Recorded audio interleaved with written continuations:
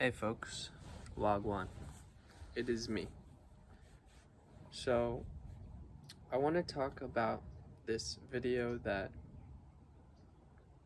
went viral recently and why it resonated with people. So, there's this guy, his channel is called Gooby and Doobie, I believe, and the video that went viral is called MIT Neurosurgeon. Now I'm unemployed and alone in the wilderness or something like that. So I saw this thing pretty early, maybe 2 weeks to a month after it was released. I'd never have seen the guy, but it blew up, so it was in my recommended. And I was just sitting at work while I listened to it.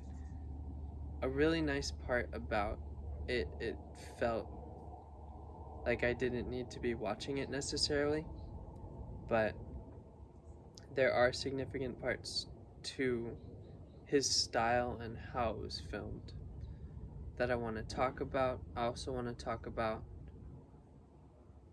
why did this blow up at this specific time in history, because it got 2 million, no, in 2 months it got 11 million views. There's something that's resonating with people about this. So he begins by talking about the Hippocratic oath he took when he first went to school to be a doctor. And this is a through line. So he is very much a stability type in our eyes. He gains that credibility from the jump because he went to MIT first off, and he's a doctor, a neuroscientist. He went to school for a long time, and you can tell in the way he talks, he's logical, he's got everything you need to be successful, he's intelligent, he's kind. At least he appears to be very kind, well thought out. So, in the words of Satya Doyle Byock, who wrote the book called Quarter Life, that is very inspirational and influential to me, and it talks about young adulthood should be termed quarter life because it's a existential crisis of sorts that people age, say, 18 to early 30s tend to go through, where they're searching for meaning. She lumps people into meaning types and stability types. Meaning types need to find purpose in what they do, and they're not as concerned with conventional success, whereas stability types do pursue that conventional success and success in society and having stability. It's pretty self-explanatory, but he strikes a really good balance in my eyes, and I think that resonated with a lot of people because he did everything in his life as a stability type would. He's a very successful guy, and it sounded like he was good at his job. He was making a lot of money. However, he still held on to meaning. It just sounds like he, in a healthy way, integrates the two, right? And in this book, Satya, she talks about how sometimes siblings will be on the opposite ends of that spectrum. One's a meaning type, one's a stability type, and you'll see it play out in relationships as well.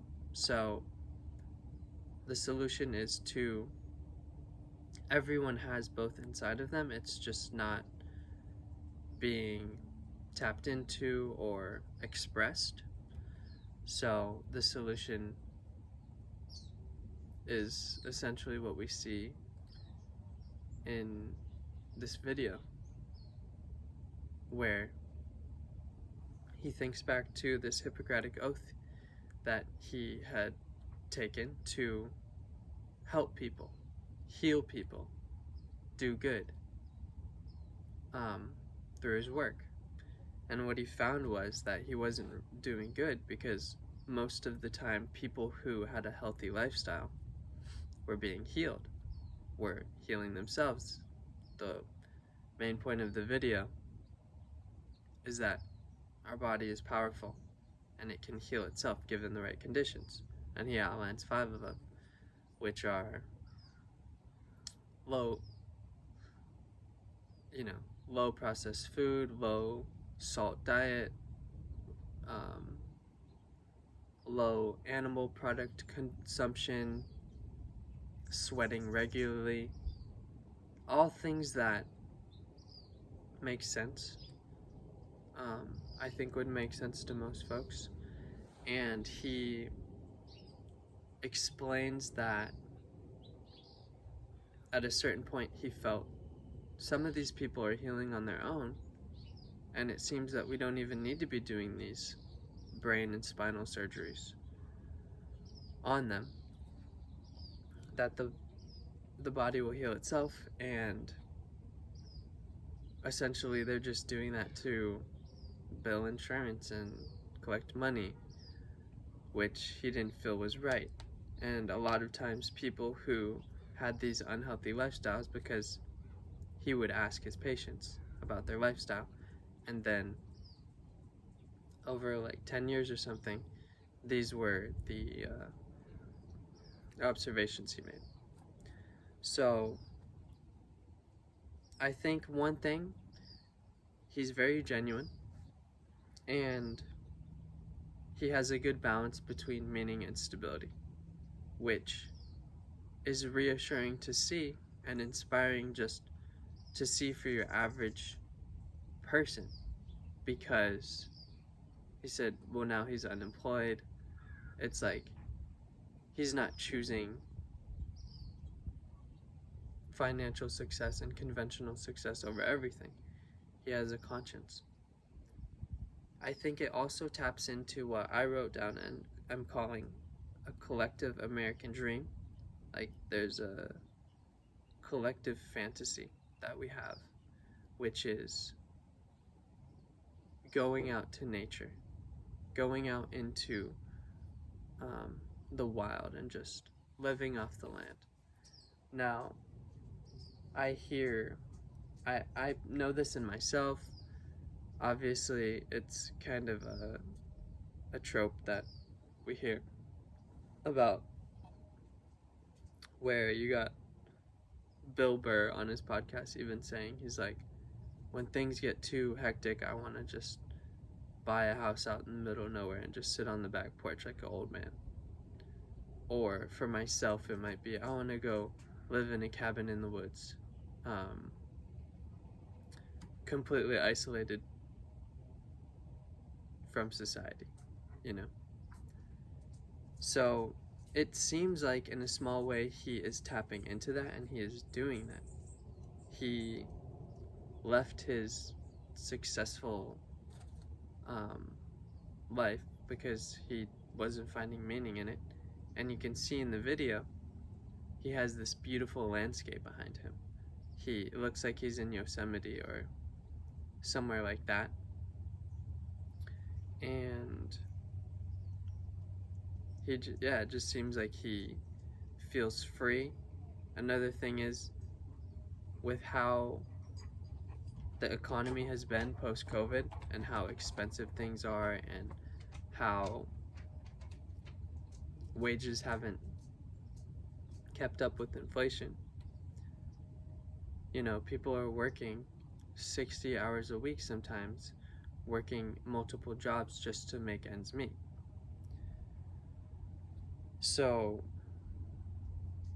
that idea of wanting to just leave it all because we're grinding our lives away and move out into the countryside or whatever it may be for you, abandoning society and all the just escaping essentially your situation. It feels like he's kind of just saying fuck it and doing that, which is inspiring to see as well. And the thing about that is when you're working that much, you don't have time. Everything feels rushed. You feel like you're under a lot of pressure. Now, there are so many meditative things that I can identify in the way that this video appears, right? So,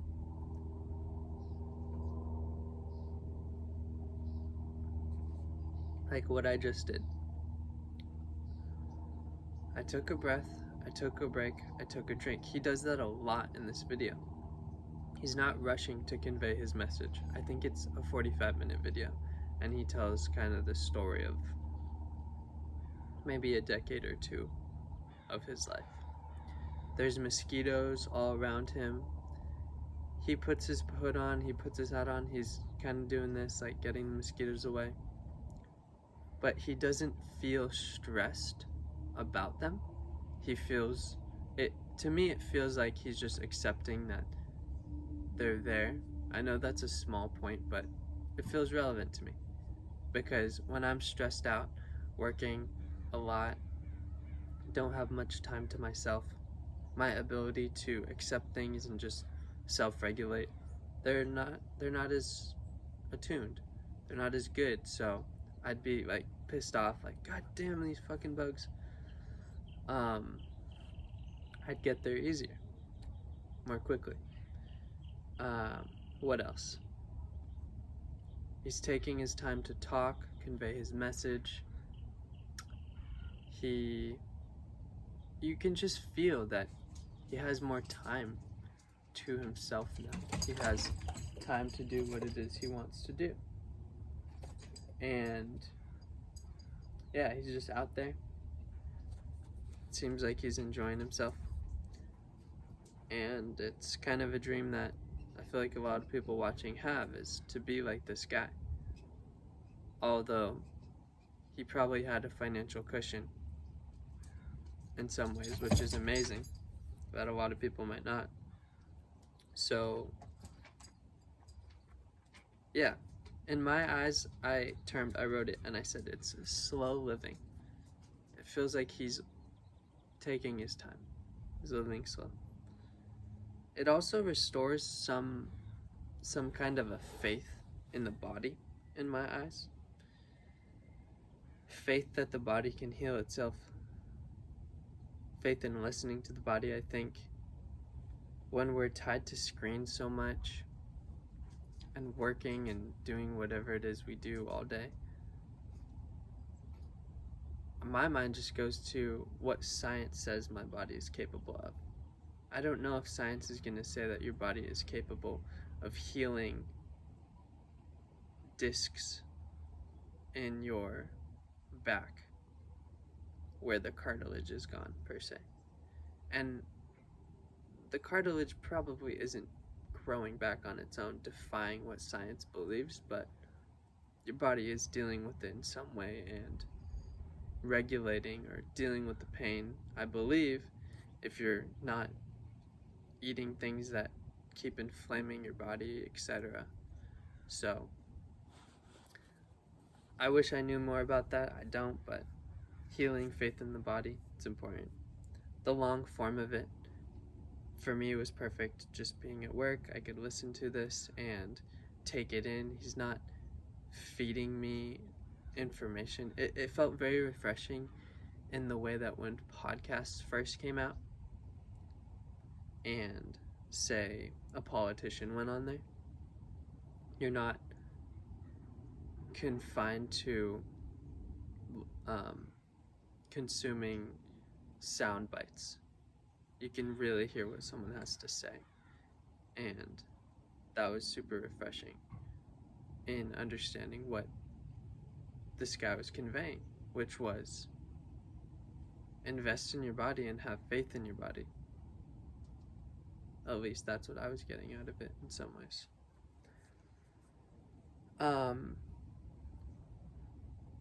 Yeah, it also made me think of the guy is like a stormtrooper. And if you're thinking of the hero archetype, in my mind, he's working for this, the medical establishment, right? And he's very successful. And most would say, just keep doing that. Most would be, oh, if only I could have that situation. But the veil is being lifted. It's not, he goes rogue. He's a rogue stormtrooper, and he joins the rebellion. If you're gonna try to make a metaphor for Star Wars. In my eyes, that's what this guy's doing. He realized that the medical system is very flawed and he doesn't want to be a part of it. He took a Hippocratic oath not to, essentially in my eyes it was, he didn't want to do surgeries just for the hell of it, just to make money. He only wanted to do it when necessary, and that job's not going to allow for that because they need to make money. And that's how insurance and the medical field is essentially set up. So it's very difficult to say, I'm going to change the system by being a good one, right? That's somewhat unrealistic. I think it needs to start in policy change rather than in the same way that if you can't say, it's difficult in my mind for someone to justify becoming a cop by just saying, I'm going to be one of the good ones. It's no, we need policy change. So I'll link the original video. Watch it if you have time. I think it's amazing. I think this guy is super genuine. He doesn't put any ads on the video either, which is super refreshing in the current age when you watch a podcast. And they've got their own personal ads. They've got the YouTube ads. It's like a fifth of the podcast is just watching ads. So very genuine, authentic. I really support this, and I'm glad it's blowing up at this time. And I think it's important for how a lot of people are feeling, and he speaks to a good balance between a meaning and a stability type. So I'm going to link that book called Quarter Life, and I'm going to link this MIT Neurosurgeon video. Thanks, you guys.